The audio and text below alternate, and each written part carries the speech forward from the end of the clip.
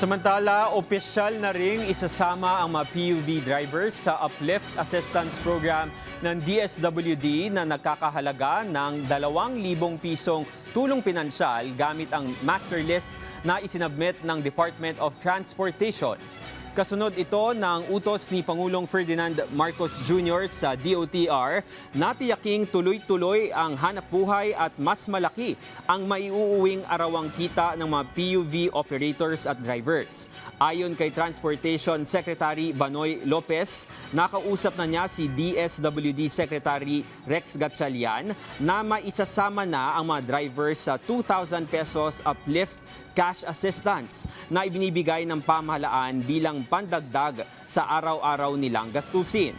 Kaya bukod sa 12 pesos kada litro na fuel subsidy, magiging karagdagan ang hakbang na ito sa tulong na hatid ng pamahalaan sa transport sector. Kung sa usapan namin ni Secretary Rex, isasama na po yung transport group dito.